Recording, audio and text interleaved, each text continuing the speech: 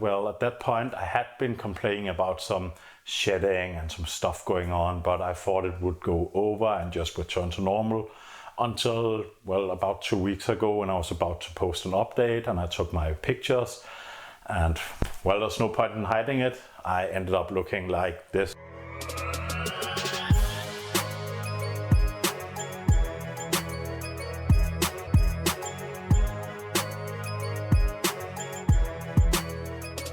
What is up, guys, and welcome back to the 7th installment of my Pyrilutamide test and trials, or whatever we'll call it, where I vlog about my experience with Pyrilutamide as a hair loss treatment. So to sum it up, I started this vlogging about 13 weeks ago now, when I just decided, well, IU58841 had done wonders for me for several years. I went from massively balding into having a decent hair density once again. And at some point, Pyrilutamide became all the hype once again. And at this point, I saw a lot of posts on Reddit and subforums where people were complaining about Pyrilutamide not working as in the Ketoconazole trials. So I thought, hey, why not try it out? It seems to be better on paper, so why not see if I can get an even better hair density myself? As some of you probably know, it's been almost a month since I last uploaded anything to my channel in the vlog, and that is mainly because, well, I want to be transparent about what I do. I don't want to sell you some wonder story about some wonder drug and just hide all the bad experiences, and this is definitely one of them. The reason why I haven't been vlogging is sincerely because I've been feeling bad about myself. I've been feeling bad about being in front of the camera because my hair density is so bad at this point. My scalp looks like shit at this point, to be honest. I don't know when it happened. It must have been around week 10 or 11. Well, at that point I had been complaining about some shedding and some stuff going on, but I thought it would go over and just return to normal until, well, about 2 weeks ago when I was about to post an update and I took my pictures. And, well, there's no point in hiding it. I ended up looking like this when I took the picture. So as you probably can see, Pyrilutamide isn't working very well for me. It is actually doing more harm, I think, or it's not doing more harm, but stopping the IU58841 and switching over to Pyrilutamide has just set me back several months. So at this point, well, I wanted to be transparent about how things are going. They're not going great at my point. I don't know exactly why it is, but I ended up studying a lot up on Pyrilutamide. But I think one key point is a massive problem that we don't know from the Ketoconazole trials, that Pyrilutamide actually has a Dalton. I think the Dalton number is 538 Daltons. If you don't know about Daltons, to give you a very simple explanation, imagine Dalton is how big the molecule is. At some point, a molecule can become so small that it can pass through your skin barrier and get into your bloodstream, or at least whatever is below your skin, etc., your receptors. Or on the other side, it can become so big that it cannot pass through the skin barrier. Well, the magic number we usually use here is 500 Daltons. If anything is above 500 Daltons, you usually say that it's not able to pass the skin barrier.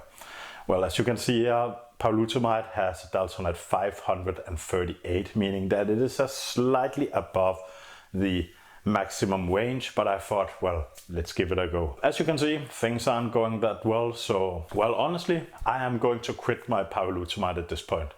And I don't think it's anything with Androgenetic, and I don't think it has anything to do with Ketoconazole not telling us everything, because, well, they're not supposed to tell us everything. We just saw the trials and we decided to, well, try and replicate whatever they had. I don't know what the difference is. I just know what I did doesn't work, and it aligns up very well with everything I see on subforums, people complaining about it not working. I think there is a major difference that Ketoconazole applied to the Pyrilutamide to make it able to pass through the blood barrier, or not the blood barrier, but the tissue barrier in your skin. So there you have it, guys. Well, I'm not gonna show before, well, I can show the before and after. I'm just gonna show them up quickly here because I really don't like looking at them myself personally.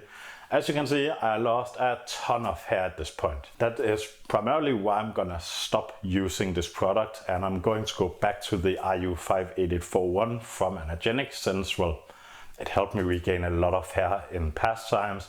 before I went to Pyrilutamide, everything was great. So I'm just gonna switch over to the old product, and I'm just gonna wait for Androgenetic to come up with a new solution for Pyrilutamide that I can try once again. Because trust me, I'm not done with Pyrilutamide. I just think the KNB solution with ethanol is not the best option when using Pyrilutamide. I think it is because of the delta number, but I'm not an expert on this field or anything. Like, I'm doing my master's in informatics and management in the building industry, so I'm not an expert in this field. I just like doing what I do. I like reading articles. I have access to everything from the university where I attend to, and I just like doing this, but I can't give any advice to how this is best addressed at this point. The only thing I know is I'm back to RU 58841, and it has shown some great results in the past time for me, so I'm gonna go back to them. But once again, I'm gonna wait for some new information to show up. So guys, that is everything I have for you today. Well, now you know I haven't been posting a lot in the past times because I've been feeling so bad about my hair density. I've been a little insecure about going online with my hair density. I really don't want to show my scalp, but I promised you guys to be transparent and share whatever findings I had. This is the findings. For me, Pyrilutamide personally is a failure. I'm gonna wait until some new stuff comes around or a new Pyrilutamide solution. And guys, that is everything I have for you today. So there you have it. This is, for now, the end of my vlogging. But keep in mind, I'm going to continue with the vlogging. The only difference is I'm going to make my own nuke protocol from this point on, because I need some density back fast. Like, I don't want to attend to university with a balding scalp or anything. So I'm gonna try and come up with my own nuke solution or whatever we'll call it, so I can get some density back fast. I will make a video specifically on that topic one of the following days when I have it down. And guys, until then, I'll see you in the next video. Cheers.